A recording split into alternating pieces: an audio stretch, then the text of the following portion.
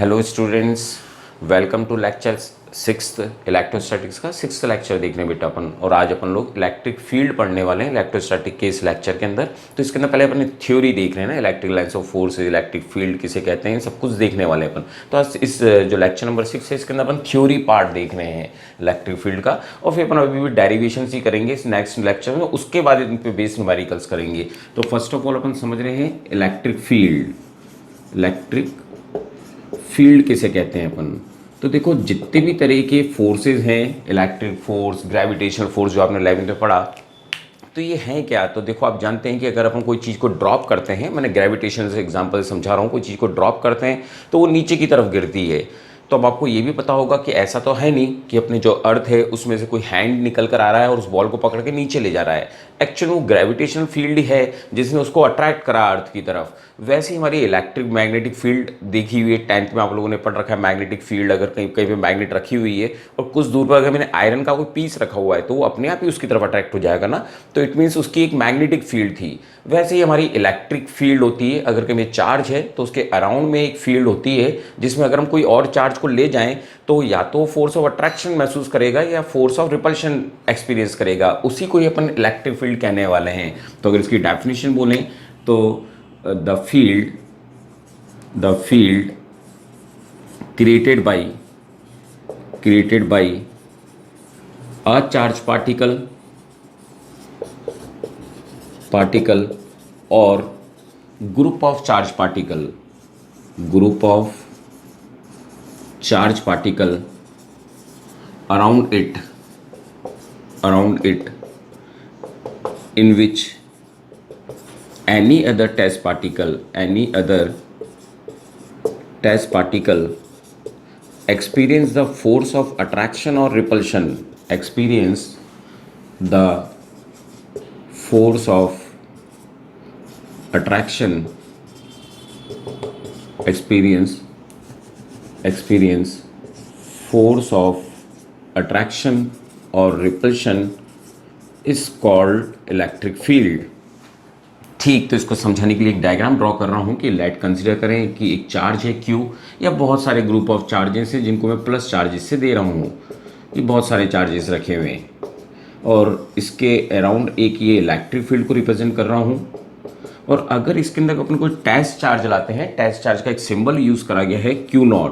तो Q0 चाहे मेरी फिंगर मान लें, इस इलेक्ट्रिक फील्ड के अंदर अगर मैं अपनी फिंगर लेकर जाता हूँ तो या तो मैं इससे चिपक जाऊँगा या मेरे को ये रिपेल कर जाएगा। इट मीन्स या तो मैं अट्रैक्ट होऊंगा या रिपेल होऊंगा। तो अगर मैं इसको यहाँ पर लेकर जाता हूँ तो ये फोर्स ऑफ अट्रैक्शन या रिपल्शन महसूस करेगा। इसी को ही अपन इलेक्ट्रिक फील्ड कह रहे हैं। The field created by a charge particle और group of charges around it in which any other test particle experience the force of attraction or repulsion is called electric field। तो it is represented test charge। got it? तो ये अपने पास कहीं ना कहीं just definition हुई। तो जब इलेक्ट्रिक फील्ड बनाई गई कि इलेक्ट्रिक फील्ड की डेफिनेशन दी गई तो कोई ना कोई फिजिकल क्वांटिटी देनी थी। तो वो फिजिकल क्वांटिटी अपन ने जो दी उसका नाम रखा अपन ने इलेक्ट्रिक फील्ड इंटेंसिटी। क्या रखा अपन लोगों ने? Electric field intensity.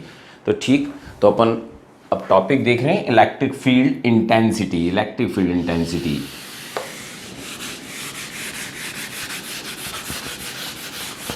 तो नेक्स्ट टॉपिक देख रहे हैं अपन electric field intensity. Means electric field है तो वहाँ पर इंटेंसिटी से चेक करेंगे ना कि वहाँ पर इंटेंसिटी ज़्यादा जोर से अपन के ऊपर फोर्स अट्रैक्शन का लगा है या कम का लगा है, दैट इज कॉल्ड इंटेंसिटी। तो इलेक्ट्रिक फील्ड इंटेंसिटी देख रहे हैं अपन, जिसको रिप्रेजेंट करा जाता है ई से, कैपिटल ई, और वेक्टर क्वांटिटी है इसलिए अपन ने ई के ऊपर वेक्टर लगा दिया। अब इसकी डेफिनेशन बोले तो डेफिनेशन बहुत नॉर्मल ढंग से बनी, जिसको मैं पहले यहाँ पर डेफिनेशन बाद में लिखता हूँ, पहले फॉर्मूला लिख देता हूँ जिससे अपन ने डेफिनेशन बनाई। इलेक्ट्रिक फील्ड जो होता है फोर्स अपॉन Q0 होता है, F अपॉन Q0, और जो यूनिट होती है वो न्यूटन पर कूलाम होती है। ठीक, डेफिनेशन वैसे ही बनाई गई है जैसे हम लोगों ने कहीं ना कहीं स्पीड की डेफिनेशन पढ़ रखी है, डिस्टेंस अपॉन टाइम। तो अपन इसकी डेफिनेशन कैसे बोलते हैं? इसको अपन यूनिट टाइम मान लेते हैं, यूनिट माने 1 मान लेते हैं अपन। The distance covered by a body in a unit time is called, the distance covered by the body in a unit time is called speed, ये बोलते हैं। तो वैसे यहाँ पर देखा the force experience by the, तो डेफिनेशन कैसे बना रहे हैं? The force experienced by the experience by the unit positive charge, unit positive test charge in a electric field, in a electric field is called electric field intensity. Means जितना अगर मैं इस test charge जो है Q not को मैंने test charge से represent कर रखा है, तो अगर क्यू नॉट को मैं unit charge, positive unit charge consider कर लूँ, मीन्स +1 कूलाम चार्ज रिप्रेजेंट कर दूँ, मीन्स 1 कूलाम यूनिट कुछ भी हो सकती है ना, माइक्रो कूलाम कुछ भी, सबसे छोटा चार्ज ले रखा है, तो वो जो फोर्स एक्सपीरियंस करेगा, तो अगर मैं छोटा सा चार्ज ले गया, अगर इस पर ज़्यादा जोर से मैं, अगर मान लो अट्रैक्शन फोर्स है, मैं जोर से चिपका, तो इसका मतलब है यहाँ पर इलेक्ट्रिक फील्ड इंटेंसिटी ज़्यादा है, और अगर कम से चिपका तो उसका इलेक्ट्रिक फील्ड इंटेंसिटी कम है, अगर फोर्स से मेरे ऊपर कम अट्रैक्शन लगा है। जस्ट लाइक ए लाइट, अगर एक 5 वाट का बल्ब है और एक 100 वाट का बल्ब है और दोनों ग्लो कर रहे हैं, दोनों ऑन है, तो लाइट तो दोनों ही दे रहे हैं, पर इंटेंसिटी किसकी ज़्यादा होगी? 100 वाट वाले की, उसकी इंटेंसिटी, लाइट इंटेंसिटी ज़्यादा, और 5 वाट वाले की कम इंटेंसिटी, लाइट इंटेंसिटी। वैसे ही इलेक्ट्रिक फील्ड इंटेंसिटी, तो ये हमारा कहीं ना कहीं फॉर्मूला हुआ इलेक्ट्रिक फील्ड का F/Q0, जो आपको रिमेंबर रखना है कि क्या फॉर्मूला हुआ था। ठीक, अब थोड़े से मैनिपुलेशन करेगा फॉर्मूले के अंदर। फॉर्मूला ये भी रिमेंबर रखना है, F/Q0 is the formula of electric field intensity का फॉर्मूला हुआ। ठीक, नोट डाउन कर लिया? ठीक, इसी में थोड़ा सा चेंज कर रहा हूँ, ये तो अपने डेफिनेशन लिखी थी, है ना। अब सपोज करें मैं एक पॉइंट चार्ज के रूप में इसको शो कर देता हूँ, represent in the form of charge in A point, क्योंकि आपको पता है कूलम्ब्स लॉ, कोई भी चीज़ हो तो हम पॉइंट चार्ज ले लेते हैं। तो लेट इसको फॉर्मूले को थोड़ा और ड्राइव करने के लिए I am taking a unit point charge. तो अपन लिख रहे हैं electric field intensity due two point charge,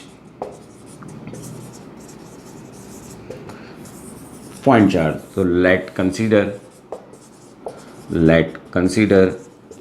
a point charge Q, and we want to calculate electric field intensity at point r distance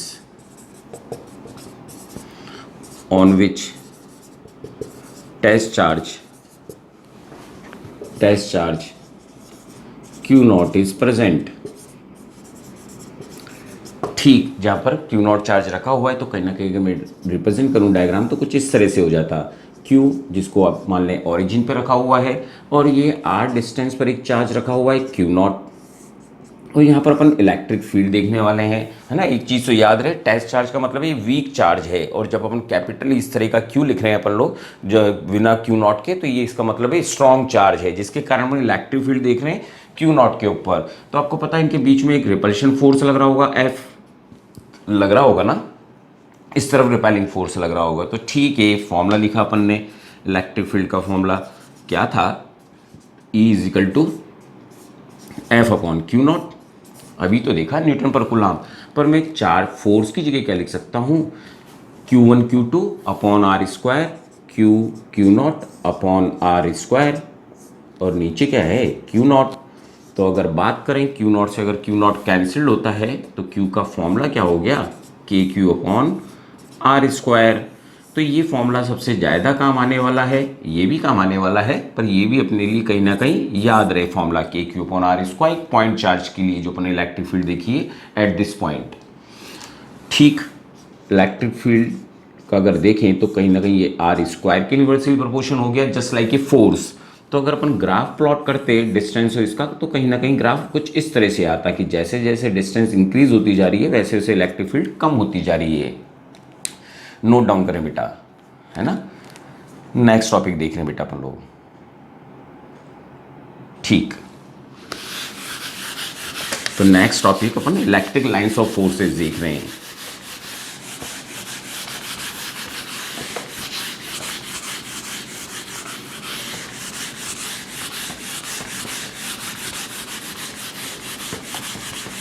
तो next देख रहे हैं अपन electric lines of forces,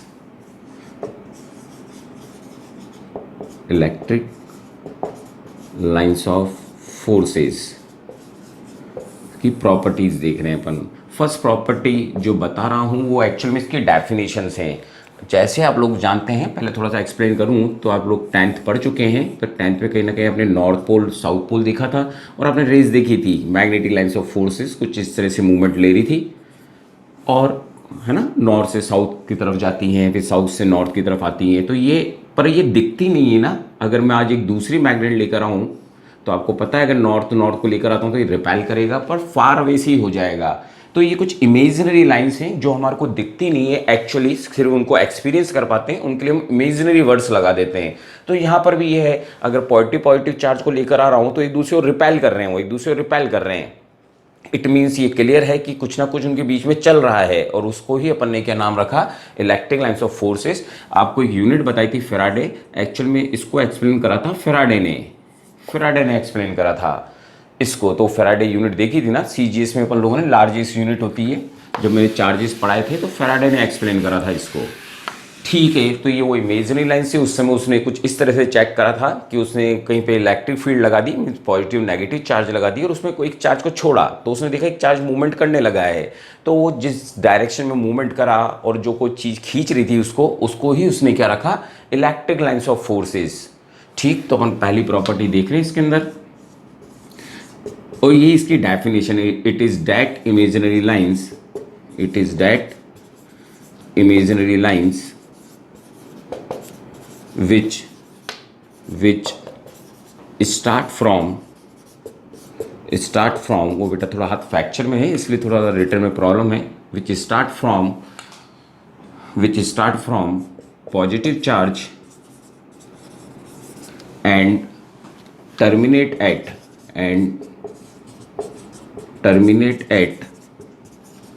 negative charge. ठीक, ये डेफिनेशन हुई अपने पास। तो ये कहीं ना कहीं मैं जब इसका डायग्राम बनाता हूँ तो ये पॉजिटिव चार्ज है और एक नेगेटिव चार्ज है, तो रेस पॉजिटिव से नेगेटिव की तरफ कुछ इस तरह से जाएंगी, मीन्स स्टार्ट होंगी पॉजिटिव से और टर्मिनेट मीन्स ड्रॉप कहाँ पर होंगी, या ड्रॉप किस पर होगी, नेगेटिव चार्ज की तरफ। टर्मिनेट माने एंड हो जाना। तो कुछ इस तरह से अपने पास रेस ड्रॉ कर दी, बहुत सारी निकल सकती हैं। एक पैटर्न जो डायग्राम है वो ड्रॉ कर रहा हूँ कि यहाँ पर ये इनसाइड जा रही है, इसमें से इमर्ज आउट हो रही है पॉजिटिव में से। ठीक, इसी प्रॉपर्टी में लिख रहा हूँ कि जिसके ऊपर टेंजेंट्स ड्रॉ करेंगे वो इलेक्ट्रिक फील्ड की डायरेक्शन रिप्रेजेंट करेंगे, तो the tangents drawn on curve बोलें, या शॉर्ट में लिख रहा हूँ इलेक्ट्रिक लाइंस ऑफ फोर्सेस पर जो ड्रॉ करेंगे, the tangents drawn on electric lines of forces give the direction of electric field. तो इलेक्ट्रिक फील्ड की डायरेक्शन देंगे, समझ गए होंगे। सीबीएसई में एक बार क्वेश्चन आया कि आखिर ये है किसके बीच में ग्राफ, तो एक बार अगर बोला जाए तो इस ग्राफ ये जो रिप्रेजेंट करा गया है, ये ग्राफ रिप्रेजेंट करा गया है Q1 Q2 लेस देन 0 के लिए ग्राफ ड्रॉ किया गया है। सीबीएसई में क्वेश्चन पूछा गया था। इट मीन्स एक पॉजिटिव है एक नेगेटिव है, तभी तो आंसर नेगेटिव आया होगा। तो कहीं ना कहीं रिमेंबर रहे कि प्रॉपर्टी ना पूछकर से हमसे पूछा गया draw the electric lines of forces for Q1 Q2 less than 0। It means जरूर इनमें से कोई पॉजिटिव रहा होगा और एक नेगेटिव रहा होगा जिसके लिए ड्रॉ किया गया। तो नोट डाउन करें, ये फर्स्ट प्रॉपर्टी, सेकंड लिख रहा हूं बेटा मैं। ठीक, तो सेकंड प्रॉपर्टी देख रहे हैं अपन।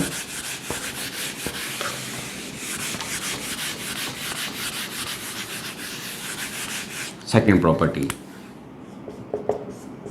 If charges of same magnitude के अगर चार्जेस हों, charges of same magnitude, then electric lines of forces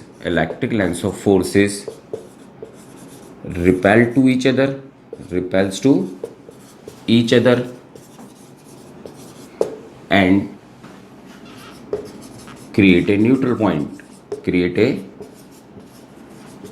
neutral point को रिप्रेजेंट करती हैं, न्यूट्रल पॉइंट क्रिएट करती हैं, न्यूट्रल पॉइंट क्रिएट करती हैं, या बोले न्यूट्रल प्लेन।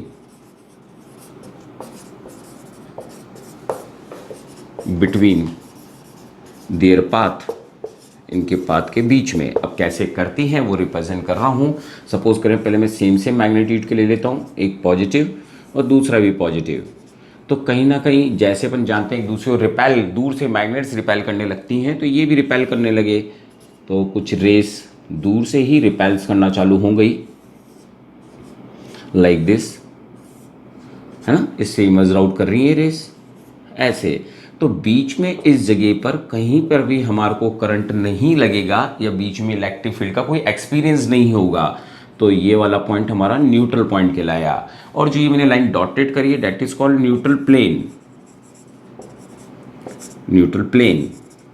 ठीक, तो ये कहीं ड्रॉ किया। सपोज करो अगर मेरे को ये डायग्राम नेगेटिव के लिए रिप्रेजेंट करना होता, तो नेगेटिव के लिए अगर मैं नेगेटिव नेगेटिव ले रहा हूँ, नेगेटिव ले रहा हूँ, तो रिपेल तो नेगेटिव नेगेटिव भी करेंगे ना बेटा। तो और बिल्कुल अभी तो बिल्कुल सेम चार्ज लिए, तो न्यूट्रल पॉइंट भी कहाँ मिलेगा, बिल्कुल मिड में मिलेगा।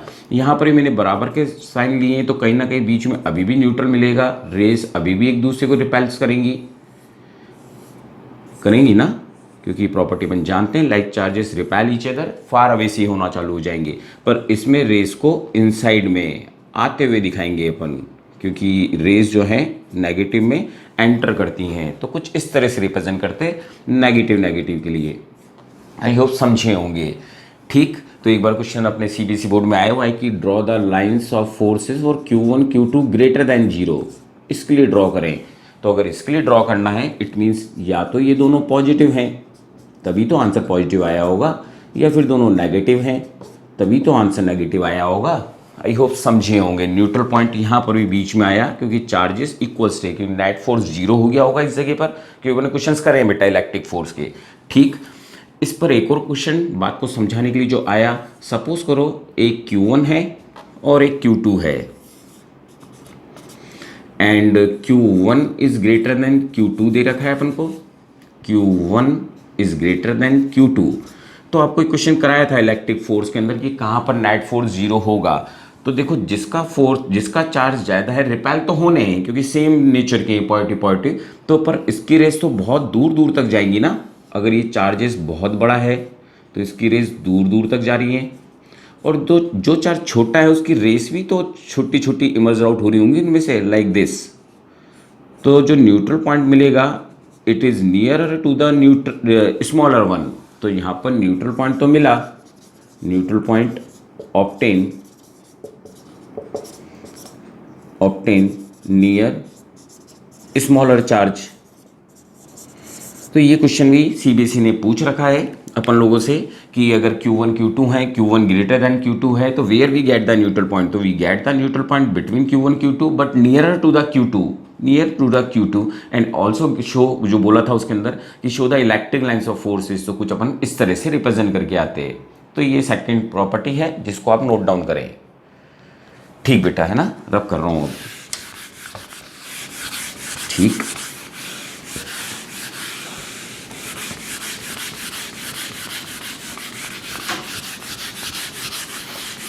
ना इलेक्ट्रिक लाइन्स ऑफ फोर्सेस की चल रही है प्रॉपर्टी। थर्ड प्रॉपर्टी देखते हैं अपन हम। It never enter into good conductors. जो गुड कंडक्टर बॉडीज होती हैं उनके अंदर ये एंटर नहीं करती into good conductor metallic body में। So the sensitive electronic devices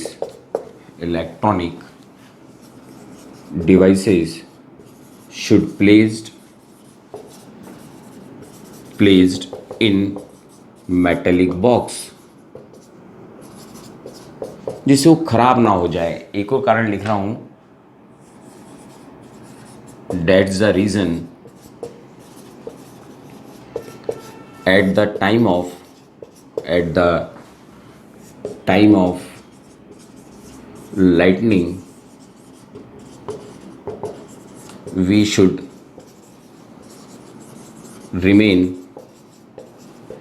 stay inside the car। ठीक, तो समझा रहा हूँ कुछ चीज़ें क्या है, जिसको समझाने के लिए मैं आपको एरोप्लेन्स का ही एग्जांपल ले लेता हूँ। एरोप्लेन जब बहुत लॉन्ग डिस्टेंस पर जाता है तो कहीं ना कहीं तो लाइटनिंग कड़क रही होगी, पर आपने कभी नहीं सुना होगा कि उसमें जितने भी जने थे वो जो लाइटनिंग हुई, बिजली कड़की, उससे वो लोग सभी जने जल के मर गए। हुआ ऐसा क्यों? क्योंकि जो ये अपना एरोप्लेन है ये मेटल का बना होता है, बना भी जाता है मेटल का, नहीं तो दिक्कत हो जाएगी। तो जब इसके ऊपर लाइट गिरती है, लाइट इंटेंसिटी मीन्स लाइटनिंग हो रही है, बिजली कड़क रही है, तो वो इसके सरफेस से होते हुए नीचे गिर जाएंगी। पर अंदर वालों को कुछ नहीं होगा, डिस्टर्बेंस जरूर होगा कि ड्यूअल नेचर रखती है इसलिए, पर कोई इफेक्ट नहीं पड़ेगा। ये समझाने की कोशिश करिए आपको। और वैसे समझाने के लिए कि अगर अपन को डर लगता है लाइटनिंग से, या लगता है कि लाइटनिंग गिर सकती है, तो आप अंदर ही स्टे करें, बाहर ना निकलें, क्योंकि लाइटनिंग गिरेगी और इसके सरफेस से होते हुए कहाँ चली जाएगी? अर्थ में चली जाएगी। पर अपन को कुछ नहीं होगा, क्योंकि इनसाइड अर्थ के बने अंदर एंटर नहीं कर सकती इलेक्ट्रिक लाइन्स ऑफ फोर्सेस। यही समझा रहा हूँ। अब जितने भी अपने इलेक्ट्रॉनिक मैंने अपने मोबाइल्स हैं, जिसके अंदर सिम लगी होती है, हमारे पास आईसी लगी होती है, तो जितने हमारे मोबाइल्स हैं या सीपीयू है हमारे घर पर, उनके ऊपर मेटेलिक पॉलिश हो रही है। मैंने आपको लगता प्लास्टिक का है, पर मेटेलिक पॉलिश कर रखी है। और मेटेलिक पॉलिश होने की वजह से हमारे अंदर के आईसी, हमारी सिम, हमारे मेमोरी कार्ड खराब नहीं होते हैं। यहाँ तक कि लिखा भी होता है वार्निंग के अंदर, मोबाइल के जो अपन लेकर आते हैं वार्निंग के अंदर, कि there is no warning if it is damage due to the electrostatic energy, से नुकसान हो जाता है ना बेटा। तो बार बार मेमोरी कार्ड भी नहीं निकालना चाहिए। सीडी डीवीडीज जो होती हैं उनको भी, हमारे को मेमोरी कार्ड होते हैं, उनको किसी मेटेलिक बॉक्स में रखना चाहिए, जिससे कि फैन या हमारी खुद की इलेक्ट्रिक फील्ड उनको करप्ट ना कर दें, है ना। बाकी थोड़ा डीप अपन मैंने समझाया है, बाकी तो अपन सेमीकंडक्टर वापस एक्सप्लेन करूंगा। तो मैंने 2 रीजन लिख दिए कि साइंटिफिक जो इलेक्ट्रॉनिक डिवाइसेस हैं should kept in A metallic box, जिसका मैंने मोबाइल का एग्जांपल दिया कि मोबाइल के ऊपर पॉलिश कर रखी मेटल्स की, जिससे कि हमारे इलेक्ट्रोस्टैटिक में जैसे रहते हैं वैसे टच कर देते हैं, तो हमारी जो इलेक्ट्रिसिटी वो अंदर एंटर ना कर जाए और उसको करप्ट ना कर दें जो अंदर के डिवाइसेस लगे हुए हैं। तो अपन मेटेलिक रखते हैं, समझ गए होंगे बेटा। तो ये नेक्स्ट प्रॉपर्टी थी। ठीक, एक प्रॉपर्टी यहीं पर लिख देता हूँ, और the uniform electric field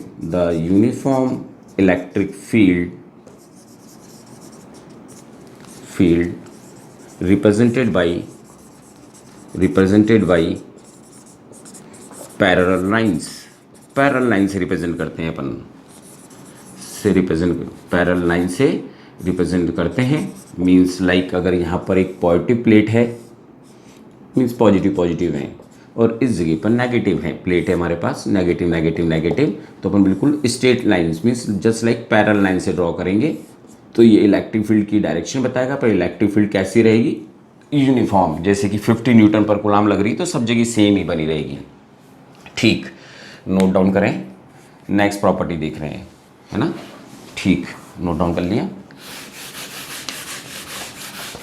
next property देख रहे हैं।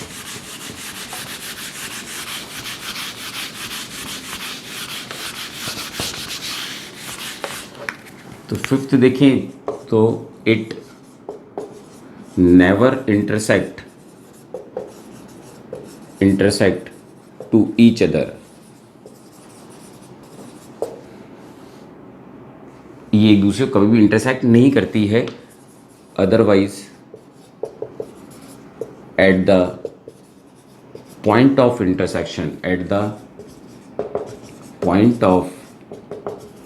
Intersection the direction of electric field become 2, which is not possible। क्योंकि अगर 2 इलेक्ट्रिक लाइंस फोर्सेस एक दूसरे को कट कर रही हैं लाइक दिस, एक रेस इधर आ रही है, एक रेस ही मैंने सपोज करो कट कर जाती, तो ये है पॉइंट ऑफ इंटरसेक्शन। अब टेंजेंट से ड्रॉ करता, तो अगर मैं इस लाइन के लिए टेंजेंट ड्रॉ करता हूँ तो इलेक्ट्रिक फील्ड की डायरेक्शन इधर आ गई, और इस कर्व के लिए करता हूँ, मैंने ये रेस इधर आ रही है, तो अगर मैं इसके ऊपर ड्रॉ करता हूँ टेंजेंट लाइक दिस, तो इसकी डायरेक्शन तो इधर आ गई। अब एक ही टाइम पर हम किसी पॉइंट पर, जैसे हम किसी चौराहे पर है, तो एक ही टाइम पर मैं बॉम्बे की तरफ या कोटा की तरफ नहीं जा सकता, है ना बेटा। तो इसका मतलब मैं या तो कोटा ही जाऊंगा या फिर बॉम्बे ही जाऊंगा, पर दोनों जगह नहीं जा सकता ना। वो ही कुछ रिप्रेजेंट करा कि इसलिए भी इंटरसेक्ट नहीं करती। ये बात समझाइए अपन को, ठीक समझे होंगे बेटा, है ना। प्रॉपर्टी को। नेक्स्ट प्रॉपर्टी देख रहे हैं, डेंसर और closer the electric lines of forces then there is greater electric field intensity. Short में लिख रहा हूँ, मीन्स अगर कहीं पर ज़्यादा dense electric lines of force fields हो रही हैं लाइक दिस, कि कुछ रेस आ रही थी, कुछ ऐसे ऐसे वहाँ पर फार अवे थी, है ना, वहाँ पर फार अवे थी, और यहाँ पर कुछ पास पास में आती जा रही हैं, क्लोज आती जा रही हैं, क्लोज आती जा रही है, क्लोज होती जा रही है, इस जगह पर पास पास में आ रही है। तो अगर कोई बोलता अपन से 2 पॉइंट्स दे देता, एक पॉइंट यहाँ पर बी और यहाँ पर लिख देते कहीं ना कहीं पॉइंट ए, तो इलेक्ट्रिक फील्ड कहाँ पर ज़्यादा रहती है हमारी, यहाँ पर हमको दिख रहा है कि बी पर फार अवे है, बी पॉइंट पर, और ए पॉइंट पर नियर है, क्लोज है। तो इसका मतलब इलेक्ट्रिक फील्ड एक A point is greater than electric field at B. ये रिप्रेजेंट होता बेटा, आई थिंक समझ गए होंगे बेटा, है ना, नोट डाउन करें। ठीक, लास्ट प्रॉपर्टी देख रहे हैं अपन,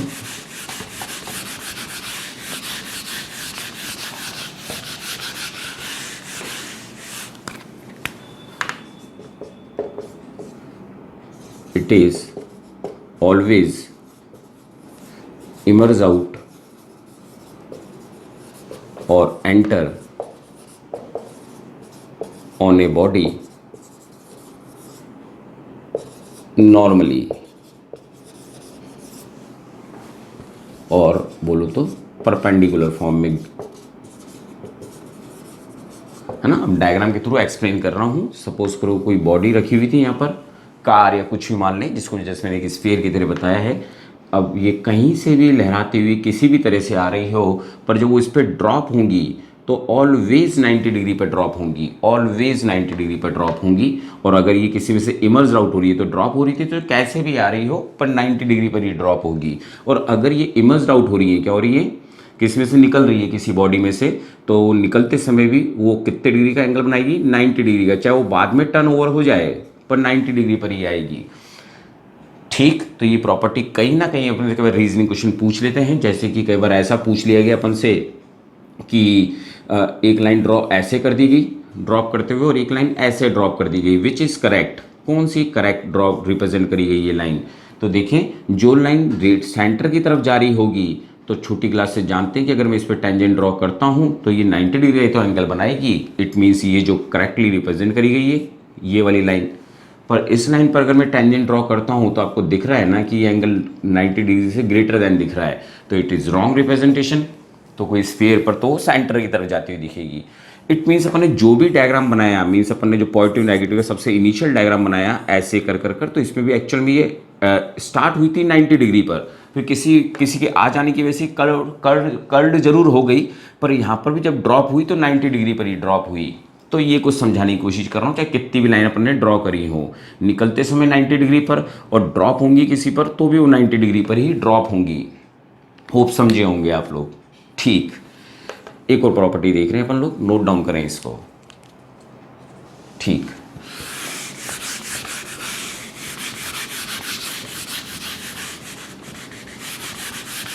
कि अगर चार्जेस आइसोलेटेड होते हैं, मीन्स अकेले ही होता है, कोई और चार्ज होता ही नहीं, इफ चार्ज इज आइसोलेटेड, कोई चार्ज है वो जो आइसोलेटेड है, मीन्स आसपास और कोई दूसरा चार्ज नहीं है, if the charge is isolated then electric lines of forces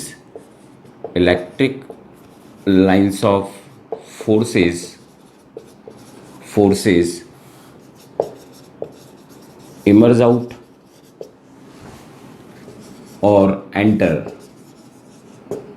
from all direction, या emerge out all direction. Isolated charge की बात कर रहा हूं, तो उसको समझाने के लिए ले रहा हूं कि सपोज करो एक क्यू चार्ज है, तो सभी डायरेक्शन में, ऑल डायरेक्शन का मतलब हो गया। और अगर आप ये डायग्राम देखें तो कहीं ना कहीं जब आप छोटे थे LKG नर्सरी में, तो सन को भी तो ऐसे ही बता रहे थे आप लोग, सन ऐसे ही बना रहे थे ना, क्योंकि सन भी सभी डायरेक्शनों में, ऐसा नहीं कि ये ऐसे ऐसे, सभी डायरेक्शन, आगे पीछे ऊपर सभी जगहों पर वो लाइट को इमर्ज आउट करता है सन।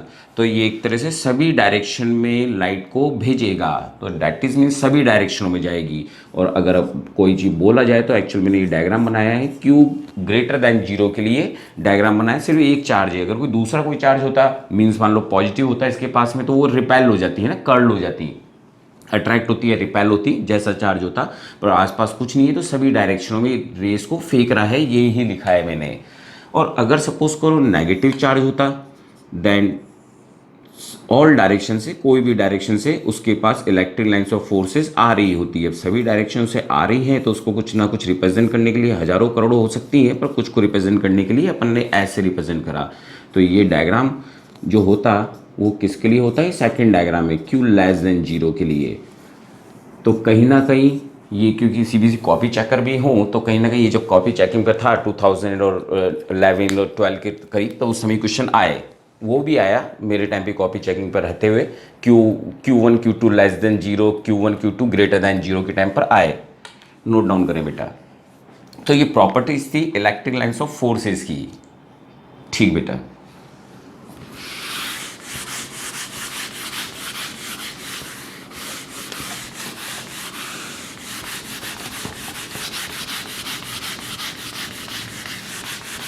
ठीक, तो ये थी इलेक्ट्रिक लाइन्स ऑफ फोर्सेस के बारे में। अब अपन लोग अभी कंटिन्यू ही, मैं अभी डेरिवेशन से सब कुछ रख रहा हूँ, तो अपन नेक्स्ट टॉपिक देख रहे हैं इलेक्ट्रिक डाइपोल, है ना। तो अपन देख रहे हैं इलेक्ट्रिक डाइपोल, फिर न्यूमेरिकल से एक साथ इन सब के इलेक्ट्रिक और इलेक्ट्रिक डाइपोल्स पे क्वेश्चंस करेंगे। होप शायद सेकंड लेक्चर में, इसके 7th लेक्चर में कर पाऊँ, नहीं तो 8th लेक्चर में कर पाऊंगा, है ना। तो अपन इलेक्ट्रिक डाइपोल देख रहे हैं। एक और टर्म जैसे अपन अभी electric lines of forces, electric field पढ़ी अपन लोगों ने, वैसे इलेक्ट्रिक डाइपोल देख रहे हैं क्या होता है। कहीं ना कहीं केमिस्ट्री में वैसे सुना हुआ वर्ड है 11th के अंदर, ठीक है। डेफिनेशन लिख रहा हूँ, when two charges of same magnitude but opposite in nature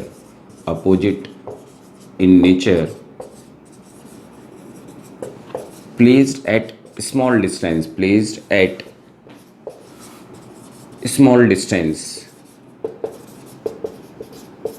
then it is called electric dipole. Electric dipole बोलेंगे तो समझाने के लिए कुछ डायग्राम बोलूँ तो एक प्लस क्यू और एक माइनस क्यू चार्ज है, इसको फार अवे जरूर बता रखा है।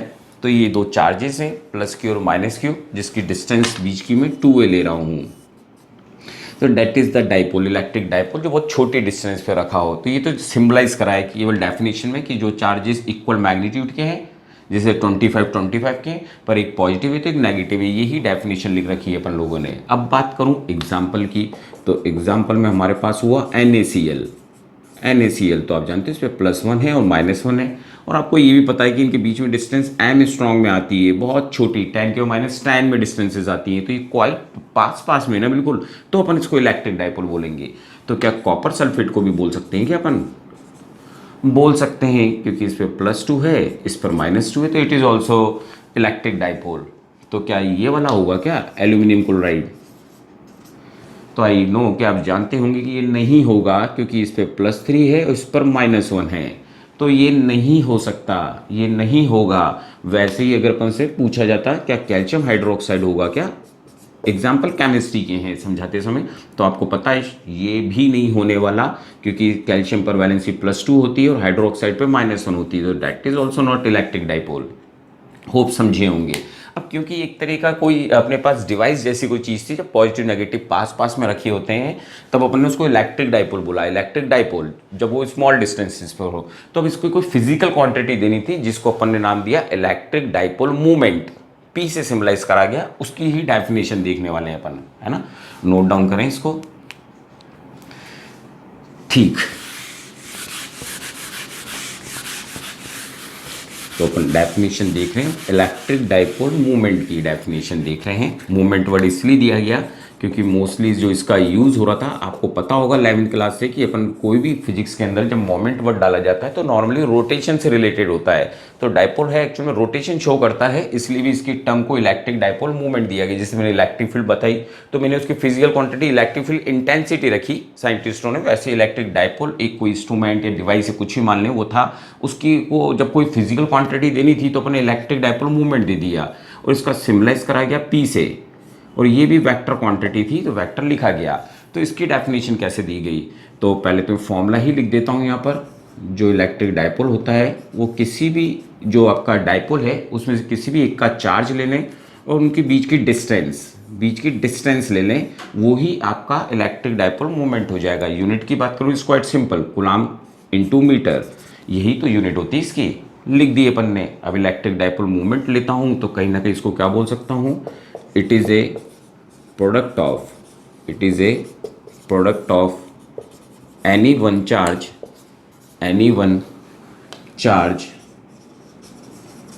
of electric dipole and distance between them।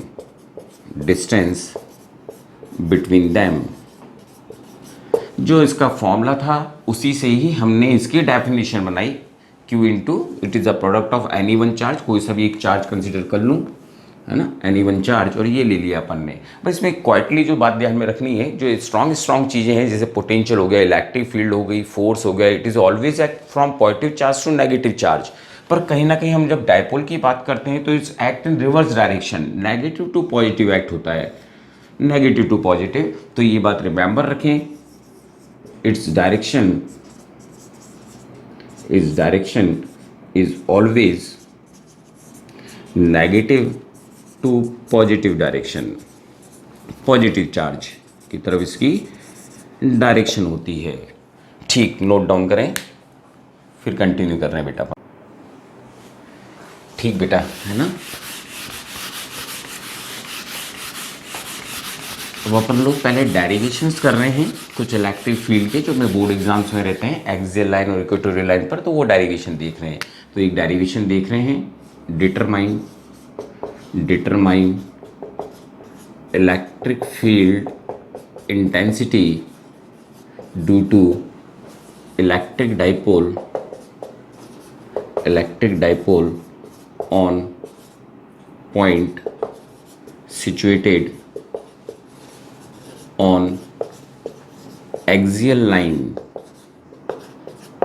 ये डेरिवेशन देख रहे हैं अपन लोग, हाँ। तो एक्सियल लाइन मीन्स जो चीज़ मेन होती है उसको अपन एक्सियल लाइन बोलते हैं। तो कहीं ना कहीं मैं डेरिवेशन में थोड़ी सी लैंग्वेज लिख रहा हूँ जो फिर अपन को प्रॉपरली सब में ही काम में रहेगी। तो late consider electric dipole AB which consists of minus q and plus q charge, which separated by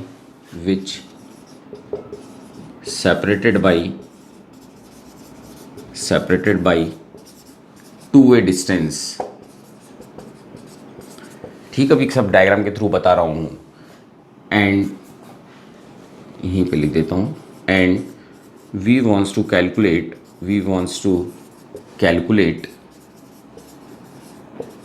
electric field intensity at point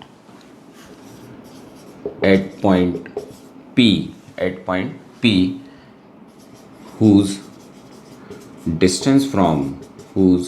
distance from center of dipole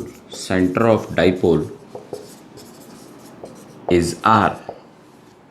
ठीक, बाकी अपन अब डायग्राम के थ्रू समझा रहा हूँ आपको कि सपोज करें हमारे पास एक प्लस क्यू चार्ज एक माइनस क्यू चार्ज है, मैंने जो बोला वो अभी रिप्रेजेंट कर रहा हूँ, और एक प्लस क्यू चार्ज है जिनके एक को मैंने ए और एक को मैंने बी से रिप्रेजेंट करा। मैंने A B is a dipole, है ना, जिसमें minus q plus q charge है, यही मैंने ऊपर लिखा है। और जो बीच की डिस्टेंस है इस कंसिडर 2a, ये कंसिडर करी। और मैंने आपसे बोला कि अपन इसके सेंटर से, और आपको पता होगा नॉर्मली अपन हर चीज़ सेंटर से लेते हैं, वैसे भी इतना छोटा सा है तो उसकी जो भी लाइन ड्रॉ करेंगे वो सेंटर से ही आएगी, क्योंकि तो एंगस्ट्रॉम डिस्टेंस पर है। तो अपन इसकी एक्सियल लाइन मीन्स इसी लाइन पर पी पॉइंट पर इलेक्ट्रिक फील्ड चेक करना चाहते हैं, इलेक्ट्रिक फील्ड। तो उसकी डिस्टेंस कितनी बताई थी मैंने, आर। ये डिस्टेंस पर ले लिया अपन ने पॉइंट को। ठीक है, अब अगर मैंने बिल्कुल मिड से लिया है तो कहीं ना कहीं ये ए हो गया होगा, यहाँ से डिस्टेंस ए और ये डिस्टेंस भी ए। तो अगर मैं इस नेगेटिव वाले चार्ज से डिस्टेंस बोलूँ यहाँ से यहाँ तक कितनी हुई होगी, तो ये आर तो मेन है प्लस ए, ये डिस्टेंस हो गई होगी ना, तो ये डिस्टेंस हो गई होगी आर प्लस ए, ये डिस्टेंस हो गई पी पॉइंट तक। ठीक वैसे अगर मैं प्लस क्यू की डिस्टेंस बोलूँ तो आर में से अगर मैं ए माइनस कर दूँ तो वही डिस्टेंस तो हमारी यहाँ से यहाँ तक आ जाएगी, आर माइनस ए। ये रिप्रेजेंट करा अपन ने, जो बोर्ड एग्जाम का इंपॉर्टेंट क्वेश्चन है। अब बात करें इस पॉइंट पर, जब भी कोई पॉइंट इलेक्ट्रिक फील्ड रिप्रेजेंट करने के लिए करा जाता है तो उस पॉइंट को पॉजिटिव कंसीडर करते हैं, पॉजिटिव वन चार्ज कंसीडर करते हैं। तो इस वाले चार्ज ने इस वाले पॉइंट को, जिसको पॉजिटिव कंसीडर कर रखा है, उसको रिपेल किया होगा ना इस पॉइंट पर। तो इट मीन्स जो इलेक्ट्रिक फील्ड आ रही होगी ई बी, वो इस डायरेक्शन में आ रही होगी, और माइनस क्यू वाला क्या कर रहा होगा, इसको अट्रैक्ट कर रहा होगा ना। तो बस फोर्स की जगह हम क्या सिम्बलाइज कर रहे हैं, इलेक्ट्रिक फील्ड कुछ ऐसी आई होगी इलेक्ट्रिक फील्ड। अब इम्पैक्ट किसका ज़्यादा रहा होगा, माइनस क्यू की प्लस क्यू, मैग्नीट्यूड तो बराबर है ना, पर आपको पता है P point is quite near to positive charge, it means E B is greater than E A, इसका इम्पैक्ट ज़्यादा आया होगा ना। इट मीन्स जो हमारा रिजल्टेंट फोर्स गया होगा, जिसको मैं ई से रिप्रेजेंट कर रहा हूँ, वो ई बी माइनस ई ए हो गया होगा ना, और इस डायरेक्शन में लगा हुआ इम्पैक्ट। तो ये तो अपन ने डायग्राम कंप्लीट करा। अब अपन डेरिवेशन करना चालू कर रहे हैं, तो कहीं ना कहीं डायरेक्ट ही में ये फॉर्मूला रिजल्टेंट ही तो बोला था, इलेक्ट्रिक फील्ड इंटेंसिटी कितनी निकालनी है, तो वो ही निकाल रहा हूँ। सो है ना, तो ये डायग्राम के नीचे है अगर अपन बोला जाए। So resultant electric field short में लिख रहा हूँ, इंटेंसिटी कितनी हो जाएगी, E equals to E B minus E A, ये हो जाएगी हमारे पास। अगर मैं वैल्यू रखता हूँ तो कहीं ना कहीं के क्यू और डिस्टेंस इसकी कितनी हो जाएगी, बी पी का स्क्वायर माइनस के क्यू ए पी का स्क्वायर, ये वैल्यू हो जाएगी। अगर मैं इनकी वैल्यूज रखता हूँ, के क्यू और डिस्टेंस कितनी थी इसकी, आर माइनस ए का होल स्क्वायर, ये वैल्यू रख दी होती बेटा अपन लोगों ने, माइनस के क्यू और यहाँ पर वैल्यू रख दी होती आर प्लस ए का होल स्क्वायर, ये रख दी वैल्यूज़। अब थोड़ी सी मैथमेटिक्स बोलें तो मैं के क्यू को बाहर ले रहा हूँ, एलसीएम लेता हूँ तो इनका एलसीएम कुछ आर माइनस ए का होल स्क्वायर और आर प्लस ए का होल स्क्वायर आ जाता ना बेटा। अब मैं ये वाला ब्लॉक इधर जाता, ये वाला ब्लॉक इधर आता, तो कहीं ना कहीं कुछ इस तरह से आता, आर प्लस ए का whole square minus R plus A का होल स्क्वायर, ये आता हमारे पास ब्लॉक के अंदर। और इसको मैं सॉल्व करता मैथमेटिकली, तो एक तरह से नेक्स्ट पेज यहाँ पर एक्सप्लेन कर रहा हूँ, इसको अपन सॉल्व करते तो आंसर कुछ हमारे पास आता, के क्यू नीचे तो हमारे पास क्या हो जाता है, ये ए माइनस बी और ए प्लस बी का फॉर्मूला बन रहा है, means r square minus a square का होल स्क्वायर कंसिडर हो जाता। और इस ब्रैकेट्स को अपन खोलते, ए प्लस बी का होल स्क्वायर और ए माइनस बी का, तो आर स्क्वायर से आर स्क्वायर, ए स्क्वायर से ए स्क्वायर कैंसिल हो जाती है, क्योंकि माइनस का साइन चेंज करता ना, ये माइनस का साइन है यहाँ पर, है ना, पर यहाँ पर रहता है 2AR और यहाँ पर भी 2AR माइनस का जो प्लस बना देता, तो कहीं ना कहीं यहाँ पर हमारे पास आता 4AR, ये आता हमारे पास फॉर्मूला इलेक्ट्रिक फील्ड का। ठीक, कहीं ना कहीं ये इक्वेशन नंबर अपनी फर्स्ट है, जहाँ पर ये वैल्यूज रखी, ये मैं सेकंड कंसिडर कर रहा हूँ, तो ये कहीं ना कहीं थर्ड इक्वेशन आ गई हमारे पास। अब हमारे को ये बात पता थी कि जो डाइपोल है is very very small distance, 2 is very small distance, तो जो ए रहा होगा वो तो और भी छोटा रहा होगा ना। तो since a is very very less than r, so we can neglect the a को नेगलेक्ट कर दें। अगर मैं a को नेगलेक्ट करता हूँ तो कहीं ना कहीं फॉर्मूला के क्यू 4AR, और इसको नेगलेक्ट करता हूँ तो r ये नेगलेक्ट हो गया, मीन जीरो हो गया, आर स्क्वायर और R2 मिलके R4 कंसिडर कर देते, हो जाता ना 4 कंसिडर, फिर 4 से एक r कैंसिल्ड होता तो कहीं ना कहीं वैल्यू आती है हमारे पास के Q 4A by are cube, है ना, ये कैंसिल कर दिया है मैंने, एक 4 से 4, तो ये वैल्यू आ जाती है अपने पास। अब ये डेरिवेशन कर किसके लिए रहे हैं अपन, इलेक्ट्रिक फील्ड डाइपोल के लिए, तो डाइपोल का सिंबल तो P था, तो वो तो आना चाहिए था। तो जो ये 4 लिखा हुआ है 4, इसको दो पार्ट्स में अपन ने कुछ इस तरह से डिवाइड कर दिया, मीन्स एक 2 को मैं बाहर ले गया और एक जगह मैंने लिख दिया Q इंटू 2A, अपॉन में आर क्यूब, ये लिख दिया मैंने इलेक्ट्रिक फील्ड के लिए। अब Q इंटू 2A को क्या लिख सकता था मैं, P, तो आंसर आ गया KP upon r cube. Axial line के लिए डेरिवेशन हो गया हमारे पास। ठीक, समझे होंगे। यहाँ पर ये वैल्यू कहाँ से रखी है मैंने, क्योंकि P is equal to Q into 2A होता है, अभी पढ़कर हटे थे अपन लोग इलेक्ट्रिक डायपोल का, तो वही फॉर्मूला लिखा है Q इंटू 2A, ये फॉर्मूला हो जाता। तो ये डेरिवेशन हुआ हमारा इलेक्ट्रिक फील्ड के लिए, डेरिवेशन हुआ एक्सियल लाइन पर। और इससे ये बात भी पता लगी कि जो इलेक्ट्रिक फील्ड है ये इन्वर्सली प्रोपोर्शनल किसके, आर क्यूब के। जैसे जैसे डिस्टेंस इंक्रीज होगी इलेक्ट्रिक फील्ड कम होती चली जाएगी। आई होप समझे होंगे, नोट डाउन करें बेटा इसको। ठीक ठीक, नोट डाउन करें, कर लिया हुआ बेटा है ना, रब कर रहा हूँ मैं। अब एक क्वेश्चन इस पर सीबीसी बोर्ड में पूछा गया कि जो एक्सियल लाइन होती है उसमें जो डायरेक्शन होती है वो किस तरफ होती है, means electric dipole and electric field की डायरेक्शन किस डायरेक्शन में होती है, इलेक्ट्रिक डायपोल और इलेक्ट्रिक डायपोल मूवमेंट और इलेक्ट्रिक फील्ड की डायरेक्शन किस डायरेक्शन में रहेगी। तो मैं इसको रब कर रहा हूँ और इसको एक्सप्लेन कर रहा हूँ डायरेक्शन को। तो डायरेक्शन को रब कर रहा हूँ इसके। अब अगर अपन से इसमें डायरेक्शन पूछी होती, जिसको आप एज ए नोट कंसिडर करें, तो अगर मैं इस डेरिवेशन में लास्ट जो मैं KP 2KP upon R Q अपन ने ड्राइव किया, अगर उसके अंदर अगर अपन से पूछी होती कि डायरेक्शन एक्सियल लाइन पर है ना, एक्सियल पर पूछी होती direction between dipole movement and electric field, तो जरा चेक करें क्या डायरेक्शन होती। Electric field, resultant electric field दिख रहा है आपको, इधर की तरफ आ रहा है, पर P की डायरेक्शन भी तो नेगेटिव से पॉजिटिव आ रही है। इट मीन्स दोनों की जो डायरेक्शन है P and E are in same direction, are in same direction. और सेम डायरेक्शन के लिए अपन क्या लिख सकते हैं, अगर या तो सेम डायरेक्शन लिख देते या लिख देते थीटा इक्वल्स टू 0 डिग्री। ये भी सीबीसी बोर्ड ने पूछ रखा है, नेट लेवल तक में भी आए हुए क्वेश्चन से कि क्या होती है डायरेक्शन, तो ये डायरेक्शन 0 डिग्री होती है, प्लीज़ रिमेंबर, है ना। यहाँ पर थोड़ा एक्सप्लेन कर देता हूँ। सपोज करो ये पॉइंट अपन ने इधर ले लिया होता ए की जगह, तब भी क्या ऐसा होता क्या, तो आप जानते हैं अगर मैं P पॉइंट इधर लेता तो अट्रैक्शन फोर्स ज़्यादा हो जाता, इलेक्ट्रिक फील्ड की डायरेक्शन इधर हो जाती, और P की डायरेक्शन भी तो इधर है, तब भी तो वो सेम डायरेक्शन रहती। तो ये तो एक पर्टिकुलर फंडामेंटल जो हर बुक्स में रहता है वैसा ही मैंने ड्राइव किया है, क्योंकि अपन को वैसे ही एग्जाम में लिख कर आना होता है जब थ्योरी लिखनी होती हो। आई थिंक समझ गए होंगे, इस नोट को नोट कर लें आप लोग। ठीक ठीक, अगला डेरिवेशन देख रहे हैं अपन लोग इक्वेटोरियल लाइन पर। तो ये सब रब कर रहा हूँ, अब अपन इक्वेटोरियल लाइन का डेरिवेशन देख रहे हैं कैसे करते हैं डेरिवेशन। तो ठीक है, अब डेरिवेशन सेकंड डेरिवेशन देख रहे हैं अपन। Second derivation, determine the electric field intensity due to electric dipole on point situated on equatorial line कर दिया गया आपके, ऑन इक्वेटोरियल लाइन कर दिया।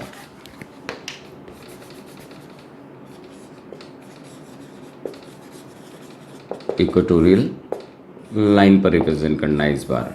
तो ये सेकंड डेरिवेशन हुआ अपने बोर्ड के लिए जो इंपॉर्टेंट है। ठीक, इस पे भी सब कुछ ऐसा ही लिखते हैं, let consider A B which consist of minus q plus q charge which are separated by 2a distance and we wants to calculate the electric field intensity at point P whose distance from the center of electric dipole is r on equatorial line। Equatorial line पर point लेते हो अपन लोग। ठीक, तो इसका derivation के लिए एक डायग्राम बना रहा हूँ, थोड़ा सा बड़ा डायग्राम बनेगा। नोट डाउन में वही सब कुछ लिखा है जो पहले लिखा हुआ था, तो कहीं ना कहीं इसका डायग्राम अगर मैं ड्रॉ करता हूँ तो सपोज करें ये माइनस क्यू चार्ज है और ये प्लस क्यू चार्ज है। इक्वेटोरियल लाइन जैसे इक्वेटर बोलते हैं ना, अर्थ का इक्वेटर, तो अर्थ में ये तो होती है एक्सियल लाइन जिससे हमने सारी कैलकुलेशनें करी, तो इसके ठीक 90 डिग्री पर ही तो हम इक्वेटर बोलते हैं, क्योंकि मेन कैलकुलेशन अपन ने इसको एक्सेल बोला था या एक्सियल लाइन बोली थी, तो ये इक्वेटोरियल लाइन कहलाई जब मैं अर्थ की बात कर रहा हूँ। तो वैसे ही मेन ये हमारा डायपोल है जिसको अपन AB से डिस्टेंस बोल दें, और यहाँ के इसके सेंटर से यहाँ पर P पॉइंट पर मैं इलेक्ट्रिक फील्ड फाइंड आउट करना चाहता हूँ। ठीक, तो कहीं ना कहीं वेक्टर जो भी लगेगा, ये तो समझाया बस मैंने कि इक्वेटोरियल बोलते किसको है, और इसकी डिस्टेंस कितनी ले ली अपन ने, R डिस्टेंस पर ले लिया मैंने। तो और बीच की डिस्टेंस कितनी ली थी 2a, ये डिस्टेंस ले ली, तो इनकी हाफ ऑफ डिस्टेंस कितनी रह गई होगी a, यहाँ से a और यहाँ से भी a, ये डिस्टेंस रह गई। अब मैं अगर इस पॉइंट को जो आपको पॉजिटिव कंसीडर करना है, इस माइनस क्यू वाला को, ये माइनस क्यू इस पी पॉइंट जिसको पॉजिटिव कंसीडर करते हैं उसको क्या कर रहा होता, अट्रैक्ट, मीन्स इसके कारण इलेक्ट्रिक फील्ड जो आ रही होती है जिसको मैंने कंसीडर करा है E1, वो कहीं ना कहीं इधर आ रही होती। होप समझे होंगे। ठीक, ये पॉजिटिव है, ये जो पी पॉइंट है इट इज़ ऑल्सो पॉजिटिव, तो ये तो इसको रिपेल कर रहा होगा ना, मीन्स ये इसको रिपेल कर रहा होगा, बिल्कुल जस्ट सेम एज फोर्स जो अपन करते हैं। तो इसने यहाँ पर करा होगा, इसकी नेमिंग मैंने E2 रख दी, इलेक्ट्रिक फील्ड की नेमिंग। ठीक, और ये एंगल दोनों तरफ से कंसिडर कर ली गई कि ये भी थीटा है और ये एंगल भी थीटा है। अब जब भी मैंने वेक्टर में भी समझाया था, जब भी कोई चीज़ इंक्लाइंड होती है तो हमारे को कहीं ना कहीं कंपोनेंट करने होते हैं। तो ठीक, मैंने इसके कंपोनेंट करे, ये आर डिस्टेंस थोड़ा नीचे लिख देता हूँ। तो अगर ये इधर इंक्लाइंड कर रहा है तो इसका एक कंपोनेंट कहीं ना कहीं इधर आता E1 का, और एक कंपोनेंट इधर आता, और ये एंगल थीटा है तो बाई अल्टरनेट एंगल ये भी तो थीटा हो जाता है, इसको रिप्रेजेंट नहीं कर रहा हूँ, तो इसका मतलब है यहाँ पर हो जाता E1 cos थीटा, और इस जगह पर क्या हो जाता हमारे पास E1 sin थीटा, है ना बेटा, इतनी वेक्टर्स जानते हैं बेटा आप लोग। तो ये कंपोनेंट मैंने E1 के कर दिए। अब बात करूँ E2 की, तो अगर मैं E2 की बात करूँ तो ये भी इंक्लाइन कर रहा है, ये एंगल थीटा है, तो ड्यू टू अपने क्रॉसपॉन्डिंग एंगल ये भी थीटा हो जाता। तो अगर मैं इसके कंपोनेंट लेता तो इसका एक कंपोनेंट ऊपर जिसको मैं E2 sin थीटा बोल सकता था, क्योंकि एंगल तो कहीं यहाँ पर आता ना थीटा, और इसका एक कंपोनेंट इस तरफ हो जाता, E2 को मैंने केवल रिप्रेजेंट कर दिया आपको कैसे आया है, E2 cos थीटा, ये रिप्रेजेंट हो जाता है। तो that is the diagram for equatorial के लिए जब डेरिवेशन कर रहे हैं तो कहीं ना कहीं कुछ ऐसा डायग्राम बनता। ठीक, अब अपन को कहीं ना कहीं AP डिस्टेंस की भी जरूरत पड़ेगी, BP डिस्टेंस की भी जरूरत पड़ेगी। तो जब हमारे को ये R पता है, ये A पता है, तो इस ट्राइंगल से मैं ये डिस्टेंस यहाँ पर इनके बीच के डिस्टेंस को R² प्लस A² लिख सकता हूँ ना, है ना, R ये रहा, A ये रहा, तो हाइपोटेनस ऐसे तो निकलता ना हमारे पास, और यहाँ पर भी ये A है, ये R है, तो कहीं ना कहीं ये डिस्टेंस भी यही रहती है हमारे पास, R² प्लस A², यही डिस्टेंस रहती है हमारे पास। ठीक, आप समझे होंगे डायग्राम को, नोट डाउन करें बेटा, है ना। अब डेरिवेशंस करना चालू कर रहे हैं अपन। तो डेरिवेशन की बात करूं तो कहीं ना कहीं हमारा सबसे पहले इलेक्ट्रिक फील्ड निकाल लूँ, तो मैंने जो ऊपर लिखा हुआ है इन सबको रब कर रहा हूँ बेटा, है ना, आप लोगों ने नोट कर ही लिया है। ठीक, तो मैं इसको रब कर रहा हूँ। अब अपन इसका डेरिवेशन करें तो सबसे पहले देख रहे हैं electric field intensity due to minus q charge. तो अगर मैं इसके साथ लेता हूँ तो फॉर्मूला अपन ने यही तो याद करा था, KQ अपॉन डिस्टेंस में हो जाती AP का स्क्वायर, पर AP आया कितना है अपने पास, AP आया है अंडर रूट का R² प्लस A² का होल स्क्वायर, मीन्स हमारे पास फॉर्मूला आया है कुछ KQ upon R² plus A²। ये इक्वेशन नंबर फर्स्ट हो जाती है हमारी। ठीक है ना, AP मीन्स ये हो जाती है अलॉन्ग AP, जब मैंने P से A की तरफ जा रही है डायरेक्शन है, इसको मैंने E1 से रिप्रेजेंट करा। वैसे सिमिलरली अगर अपन इस डायग्राम के बाद शो कर रहा हूँ electric field intensity due two plus q charge बोलता, तो E2 इक्वल्स टू कितना हो जाता है हमारे पास, KQ, है ना, चार्ज, और आपको पता है वेक्टर क्वांटिटी है तो अपन सिर्फ डायरेक्शन देते हैं, नेगेटिव पॉजिटिव नहीं लगाते, और BP का स्क्वायर हो जाता। पर होप आई नो कि यही वैल्यू यहाँ पर आती BP की भी, और आंसर कुछ वापस से यही आता KQ upon R² plus A²।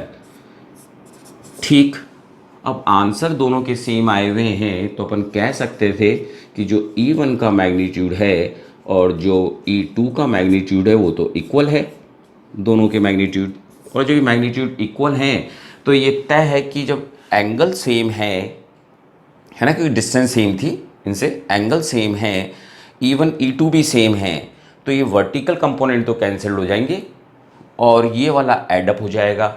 इससे ये पता लगा कि हम जो भी चीज़ यहाँ पर, मैंने इस डेरिवेशन की इसको करने का पता लगा कि जो भी चीज़ यहाँ पर रखी होती है वो इस तरफ जाती। अगर मैं पॉजिटिव होता और यहाँ रहता इस डायपोल पर, तो कहीं ना कहीं मैं इधर की तरफ शिफ्ट हो रहा होता, इधर की तरफ जा रहा होता। तो अपन को पता लगा 10 जो वर्टिकल कंपोनेंट है, vertical components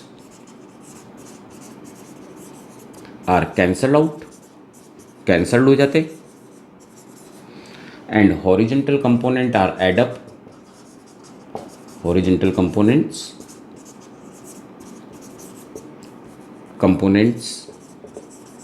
are add up, add हो जाते हैं हमारे पास, ये दोनों कैंसल्ड हो गए, ये दोनों एड अप हो गए, मीन्स चीज़ इधर कहीं जाती है, यहाँ पर कोई पॉजिटिव चार्ज होता तो वो इधर की तरफ जाता। ठीक, तो इट मीन्स कि रिजल्टेंट इलेक्ट्रिक फील्ड क्या होती, सो रिजल्टेंट इलेक्ट्रिक फील्ड इंटेंसिटी कि जिसको मैं ई से रिप्रेजेंट कर रहा हूँ, वो कहीं ना कहीं E1 cos theta plus E2 cos theta, ये हो जाती है हमारे पास इलेक्ट्रिक फील्ड इंटेंसिटी। पर अब आपको पता है बाई इक्वेशन थर्ड E1 और E2 बराबर है तो इसका मतलब मैं E2 को ही E1 लिख सकता हूँ, तो यहाँ पर लिख सकता था 2E1 cos थीटा, तो ये वैल्यू और ये इक्वेशन एक तरह से मैंने ये फोर्थ कर दी इक्वेशन 2E1 से, क्योंकि E1 और E2 बराबर हैं थर्ड इक्वेशन से, तो इसकी जगह भी मैंने E1 रख दिया, एंगल तो सेम ही थे, बस मैं अब ये वैल्यूज रखूंगा और आंसर निकाल दूंगा। तो एक तरह से अपन एक नेक्स्ट पेज में क्वेश्चन को सॉल्व कर रहे हैं, कंटिन्यू इसी को जिसको मैं यहाँ पर सॉल्व कर रहा हूँ। तो अब कहीं ना कहीं वैल्यू कुछ ऐसे आती 2 तो दिख ही रहा है, इलेक्ट्रिक फील्ड E1 की वैल्यू यहाँ से रख दूँ तो KQ by R square plus A square आ जाती वैल्यू, और cos थीटा की वैल्यू अगर रखता हूँ तो इतना आपको सबको पता है कि बेस अपॉन हाइपोटेनियस लेता, तो बेस पर कितना दिख रहा है, अगर मैं कोई सा भी ट्राइंगल ले लूँ AOP, तो इस ट्राइंगल में ये बेस A है और hypotenuse under root r square plus ए स्क्वायर है, तो ये वैल्यू यहाँ पर रख देता हूँ। तो बेस तो था A और हाइपोटेनियस कितना था आर स्क्वायर प्लस ए स्क्वायर। ठीक, ये आंसर आ गया। अब इसको थोड़ा और सॉल्व करूँ तो KQA और अपॉन में लेता हूँ तो ये कुछ इस तरीका है, जैसे अगर आज x और हाफ दे रखा हो, क्योंकि रूट का इसको ऐसे लूँ मैं और इसको मैं अगर हाफ कंसिडर कर लूँ तो कहीं ना कहीं ये इस पर पावर 1 इस पर पावर ये, तो पावर तो ऐड होती ना, तो आंसर आता x 3/2। तो वही यहाँ पर होगा, अगर मैं इसको एक कंसिडर कर रहा हूँ पूरा x और ये अंडर रूट x है, तो इसका आंसर भी तो आर स्क्वायर प्लस ए स्क्वायर का 3/2 हो जाता ना, ये इलेक्ट्रिक फील्ड हो जाती। ठीक, अब अगर मैं बात करूँ, एक तो ये कि हम डेरिवेशन इलेक्ट्रिक डाइपोल का कर रहे हैं और अभी तक वो P इलेक्ट्रिक डाइपोल का जो सिंबल है वो अभी तक नहीं आया, तो आपको दिख रहा है कि मैं अगर यहाँ पर इसको कुछ इस तरह से लिख दूँ Q इंटू 2A, तो अपॉन में ये r square plus 2 square by 3/2 आ जाता ना। तो मैं इस टर्म की जगह अब क्या लिख सकता था, KP लिख सकता था ना इस जगह पर, तो वो लिख दिया KP upon r square plus ए स्क्वायर का 3/2 लिख दिया। अब आपको पता है कि वापस से कि जो वापस मेमोराइज करवा रहा हूँ कि जो ये 2A है इज़ वेरी स्मॉल डिस्टेंस, तो A तो बहुत ज़्यादा स्मॉल हो गई होगी ना, तो मैं कहीं ना कहीं A is very very small since, तो मैं इसको रिमूव कर सकता था, तो यहाँ पर आर स्क्वायर है, यहाँ पर 3/2 है, तो 2 से 2 कैंसिल हुआ होगा, तो R के ऊपर पावर तो 3 आ गई होगी ना, तो KP अपॉन RQ ये हमारा आंसर हो जाता, ये हमारा आंसर हो जाता बेटा। आई होप समझे होंगे। तो एक्सियल लाइन के अंदर 2 KP अपॉन R³ आया था और इसका आंसर KP अपॉन R³ आया है। नोट डाउन करें बेटा इसको, है ना, इसको इक्वेशन नंबर 3 और इसको मैं 4th कंसिडर कर रहा हूँ। और आपको वापस मेमोराइज करने के लिए यहाँ पे करा क्या है, P लाया कहाँ से हूँ, तो Q इंटू 2A से लेकर आया हूँ फॉर्मूले को।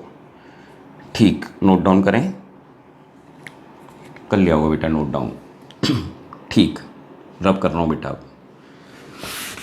ठीक, अब जैसे उसमें क्वेश्चन पूछा जा चुका है कि डायरेक्शन क्या होगी, वैसे अब नोट में समझा रहा हूँ यहाँ पर डायरेक्शन क्या होगी।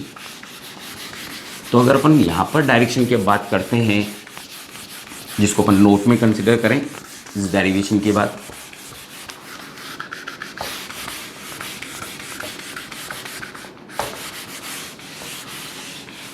तो अगर अब मैं इसको जब डायरेक्शन बता रहा हूँ तो कहीं ना कहीं अब इनको रब कर देता हूँ बाकी सबको।